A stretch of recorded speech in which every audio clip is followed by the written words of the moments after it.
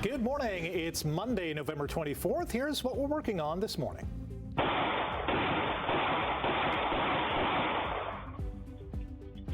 OPP are investigating a shooting in a neighborhood in Paris, Ontario.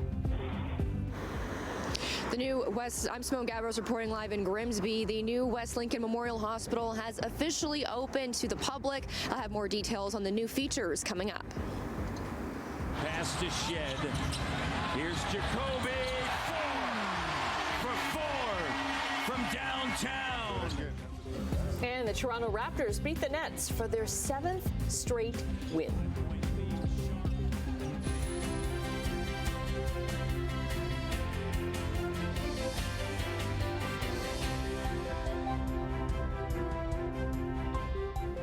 Good morning. Happy Monday. How is it Monday already? Yay, Yes. Monday. Weekends are too short. Yeah. Like a couple of days ago? Yeah, the weekend just kind of goes, choo. Yeah. It was a nice weekend, though. Yes. We had a lovely day yesterday. We got to 9 degrees yesterday. So, hey, we'll take that. And we have our sunshine in the forecast for the day today. And we're going to hit 8 degrees. So we're going to continue to be above seasonal for the day today, tomorrow, even into Wednesday as well. Temperatures are going to be mild. But today is the day to enjoy the sunshine, because after today it gets fairly cloudy and we get some showers pushing in. And temperature at the moment, we're sitting at -1, wind chill about -3. There is some fog in the area, so be really careful. We had fog in our forecast, and we do have some this morning, so take it carefully. Speaking of carefully, let's check what's going on the roads here this morning. Here's the 403 and Waterdown Road area. Looks good right now. We did have some construction as usual around King, but that is now gone, so that's good. Got a couple of MTO traffic cameras. Here's the QEW at the Red Hill Creek, so Toronto bound lanes heading away from us on that shot. We'll look at the top of the Skyway Bridge. Nothing going on there. Nothing going on at Bronte. Camera freezing there. Here's the QEW at the Ford plant. Nothing to see this morning in traffic. But we'll see the sunshine. We'll talk about the forecast and traffic coming up. Right now, the news. Thank you, Brian. Provincial police are investigating an early morning shooting in a residential neighborhood in Paris.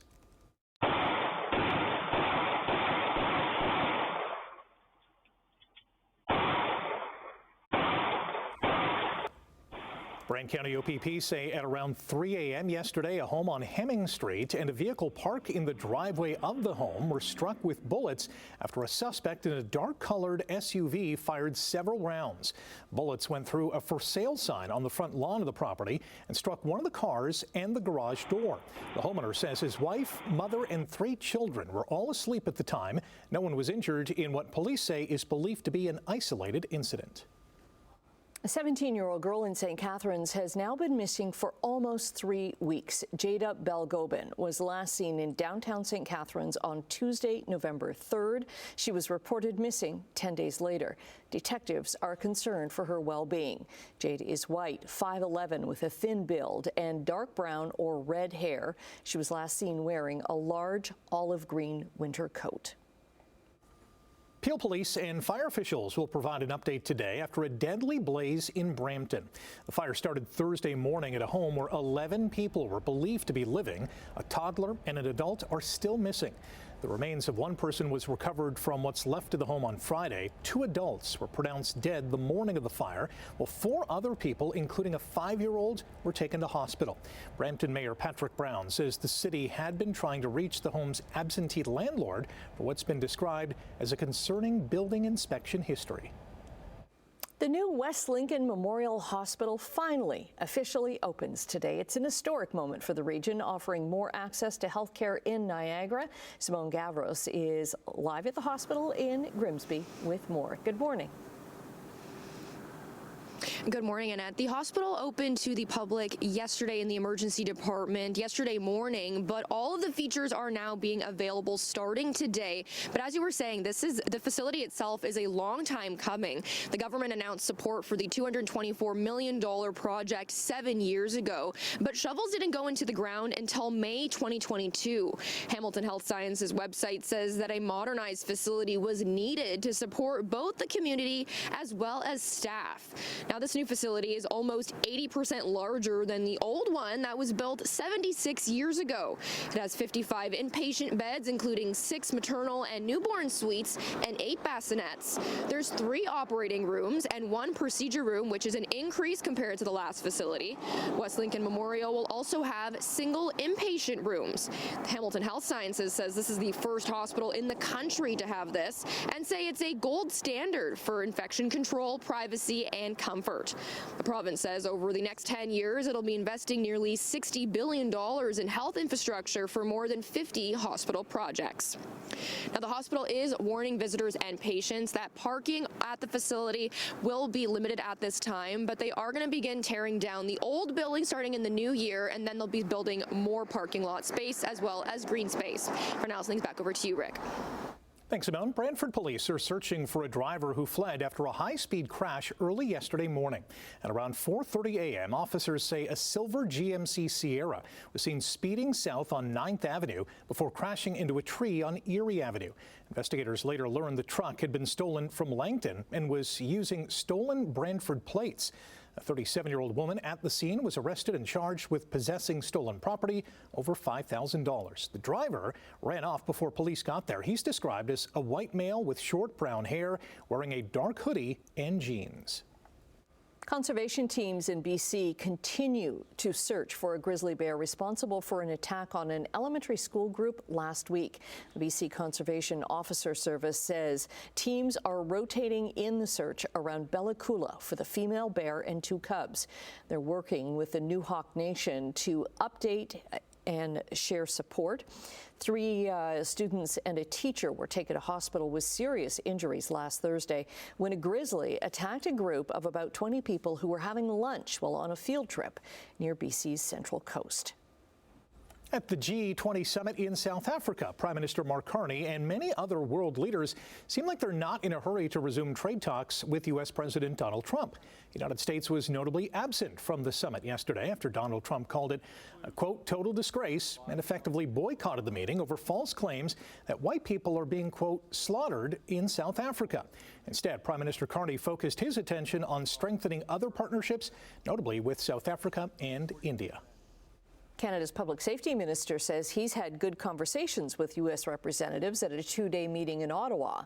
Gary Anand-Deshandaguri spoke with U.S. Attorney General Pam Bondi and the Department of Homeland Security's Undersecretary at a 2-day meeting of G7 Interior and Security Ministers. They talked about Canada's efforts to boost border security through new spending and legislation. Now, the White House has expressed concern about the flow of fentanyl from Canada into the U.S., a criticism that President Donald Trump has used to justify tariffs. But data from our federal government and the U.S. government agencies have confirmed that Canada is not a significant source of fentanyl for the U.S. market. Meantime, G7 ministers have pledged to work together to aggressively fight transnational organized crime. A Pekingese from Norfolk County is top dog at the Canadian Kennel Club's National Championship Dog Show. Prince took top honors in the toy division and then went on to win Best in Show this weekend in Mississauga. He picks up $5,000 in prize money for his owner, Cynthia Dyson of Wilsonville, which is near Waterford. Look for Prince in the ring at the Westminster Kennel Club show in New York in February. Time for Sportsline. The Toronto Raptors remain one of the hottest teams in the NBA. Shed to Grady. Back up top to Shed. Over top. There you go. Over top to Scotty. Great read. And the patience to allow it to develop. Scotty Barnes scored 17 points, one of 8 Raptors to score in double digits as Toronto won their 7th game in a row, 119-109 over Brooklyn. RJ Barrett scored 16 points before he left the game midway through the 3rd quarter with a sprained right knee after landing awkwardly following a steal that led to that dunk. Jacoby Walter scored a season-high 16 points for the Raps, who've picked up wins in 11 of their last 12 games. Buffalo Sabres are no longer in last place in the NHL's Eastern Conference. Sabres deep in their own end with 90 seconds left on the clock. Up 2-1. Nice touch pass. Malison, he's got some company coming. Oh, what a move! Malison scores! Are you kidding me? Beck Mallenstein scored a highlight reel goal as the Sabres down the East, leading Carolina Hurricanes 4-1. The Delta BC native took a nice pass from Tyson Kozak, made a sweet move to his right to slip past Sebastian Aho and beat Frederik Andersen for his second goal of the season to make it 3-1 with 84 seconds left in the second period. Alex Tuck, Jack Quinn, and Tage Thompson also scored for Buffalo, who won 4 of 5 and are 1 point ahead of the Maple Leafs for last in the East. From 24, high snap that he brings down. Devontae Adams got another one. Touchdown, Rams. MVP candidate Matthew Stafford threw 3 touchdowns in the first half, including 2 to receiver Devontae Adams, as the LA Rams routed the Buccaneers 34-7. It was LA's 6th consecutive victory, boosting their record to an NFC best 9-2. Bucs quarterback Baker Mayfield threw for just 41 yards with a touchdown and 2 interceptions before sitting out the second half with a sprained left shoulder. T-Bay has lost 3 straight games. They're 6-5. They remain tied with Carolina for top spot in the NFC South. The Panthers, by the way, visit the 49ers tonight. The OFSA Bowl Series kicks off today at the University of Guelph, where Bishop Ryan High School faces London's Catholic Central in the Western Bowl. The Celtics advanced to the title game after beating Burlington Assumption in last week's Senior Boys GHAC football final. Today's game is one of 9 high school football championships that will be played this week at Alumni Stadium. We'll have all the highlights of the big game in the evening news at 6. Calgary's Kayla Skurlik upset the top-ranked women's team in the world. Ottawa's Rachel Homan 8-7 in 11 ends. Snapped Homan's 32-game winning streak against Canadian teams, a streak that spanned 413 days. Manitoba's Carrie Anderson leads the women's side with a record of 3-0. Brad Gouche's rank from St. John's improved to 2-0 at the Canadian curling trials last night after a 5-3 win over Calgary's Kevin Cooey. Men's and women's winners will represent Canada at the Winter Olympics. For the first time since its inception in 1919, the Intercounty Baseball League is changing its name to the Canadian Baseball League. Starting next season, the new CBL regular season will increase from 42 to 48 games, and only 5 of the 9 teams will qualify for the playoffs instead of 8. Commissioner Ted Kellman says, quote, the Canadian Baseball League is ready to write the next chapter in the Canadian baseball story.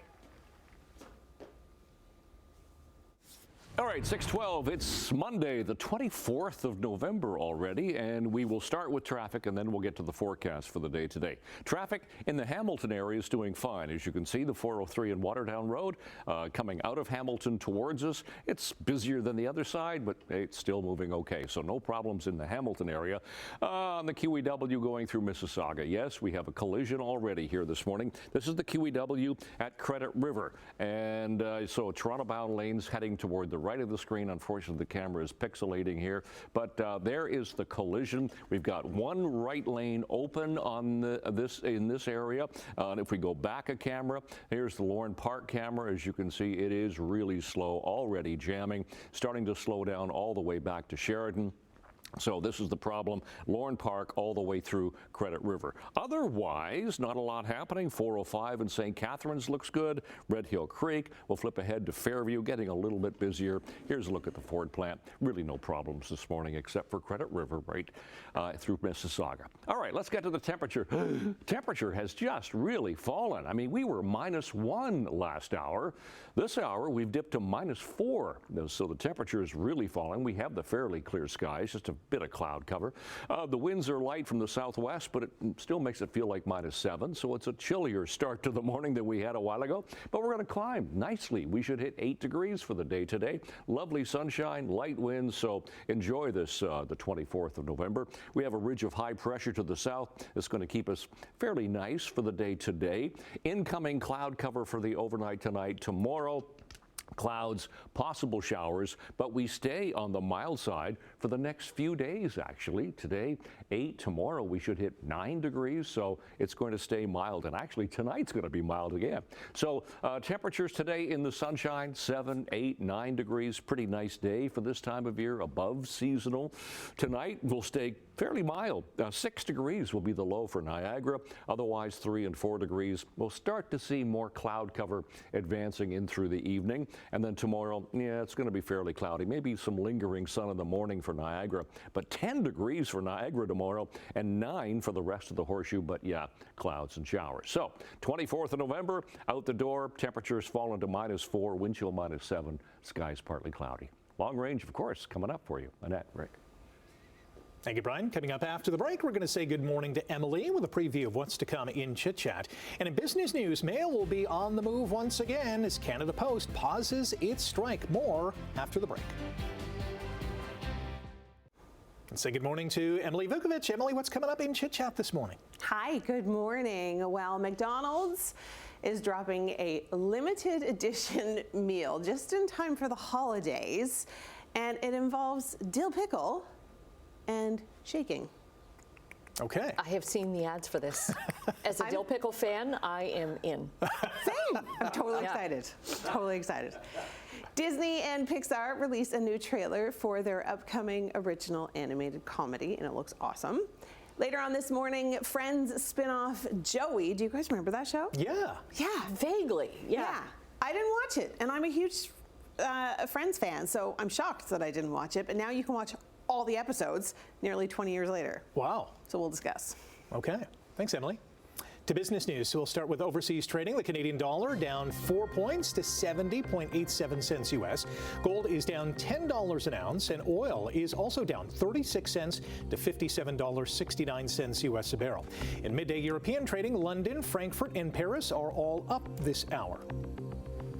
Mixed results on the Asian markets today. The Nikkei was down more than 1,100 points. Both Hong Kong and Shanghai were up. Gains across the board for North American markets at the close of trading on Friday. The TSX was up 254. The Dow was up nearly 500 points, and the Nasdaq was up by almost 200. Mail should be flowing this morning now that Canada Post strike has been paused. The Crown Corporation and the Canadian Union of Postal Workers reached an agreement in principle late Friday. It comes after 2 years of bargaining. The union, representing 55,000 Canada Post employees, says rotating strike action has been suspended as both sides work out language in the new contracts. Details haven't been released. The deal comes as Canada Post reported the biggest quarterly loss in its history. More and more shoppers are turning to AI in the search for the perfect gift. Shopify surveyed 18,000 consumers and 7,500 business leaders. They found 64% plan to use artificial intelligence for at least one holiday shopping task. For Gen Z shoppers, those 18 to 24, that number jumps to 84%. Janet Jacobson with Toronto Metropolitan University's Retail Leadership Institute says shoppers are overwhelmed by the number of options, making AI an appealing tool. She says most people are using it for gift ideas, product research, and price comparisons. Several of Yoplay's yogurts have been pulled from Canadian stores after the company raised concerns about plastic pieces in some products. Yoplait Canada said in a statement that it issued the recall after finding a defect in a packaging component that could cause plastic to enter its drinkable yogurts. Now led by the Canadian Food Inspection Agency, the recall includes all flavors of the company's 200 milliliter Yop drinkable yogurt. The company says only those with best before dates ranging from October 21st to January 12th are subject to the recall. Industry Minister Melanie Joly is on her way to Asia for 5 days as Canada works to attract major investments in defense and other strategic sectors. She's going to meet with senior executives from major companies, including Hanwha, one of 2 bidders in Canada's multi-billion-dollar submarine procurement project. Her trip will take her to Seoul, Busan, and later Tokyo, where she'll hold talks with government officials and industry leaders. The talks are expected to focus on everything from automotive and battery manufacturing to shipbuilding and mining. We're going to take a quick break. Brian is going to return with your traffic update and 7-day weather forecast. Stay with us. Good morning, just about 6:24 on this Monday morning, 24th of November. What we're looking at here is a collision on the QEW heading Toronto bound, so away from us on this shot. So you're looking at a couple of vehicles in collision. 2 left lanes are now blocked on this, and we've got everybody squeezing over to the right-hand lane, and obviously it's going to be a visual distraction to the other side going Niagara bound coming towards us. So that's a real slowdown right there. If we go back a camera to Lorne Park, you can see how slow it is. It's just just absolutely crawling, and that backlog is going to get further along to Sheridan by the time we get a little bit further into the morning here. 406 is doing fine, nothing top of the Skyway all the way through east of Bronte. We'll even dip into the 403 at Burnham Thorpe. Not a lot happening this morning except for that problem at Credit River on the Toronto-bound QEW. Temperatures at the moment.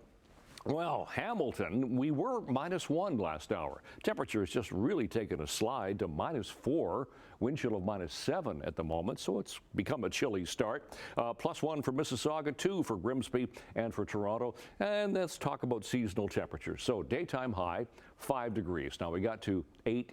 Actually 9 yesterday. Today we should hit 8 degrees, so above seasonal, and the overnight low seasonal is -2, sometimes, and records there for today. And for school today, we're going to have the sunshine, blue skies for the first bell at 9, should be about +1, and then 8 degrees with that sunshine for after school. So we are looking at a blue sky Monday, so 8 degrees, only 4 tonight. I mean, the temperature doesn't fall all that far.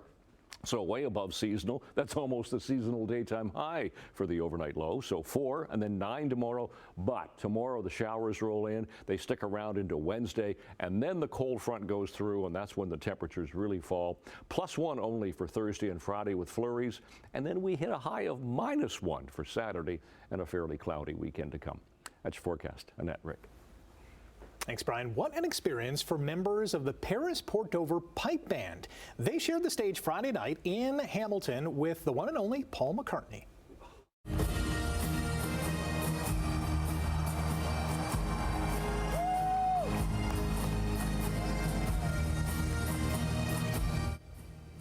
They accompanied Sir Paul on Mull of Kintyre.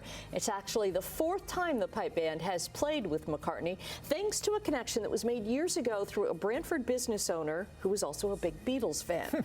The pipe band's founder tells the Simcoe Reformer that McCartney shook each band member's hand as he arrived at TD Coliseum on Friday night. The pipe band came out at the encore, and they got to spend the full show behind the stage. Wow. How cool is that? Yeah. That is amazing. Good for Paul for welcoming them back and for hitting it out of the park. Yeah, that is remarkable. Yeah. All right, stay with us. More to come after the break here on Morning Live. Good morning. Can you imagine being one of those? They probably got autographs in the whole bit. Yeah. I would imagine.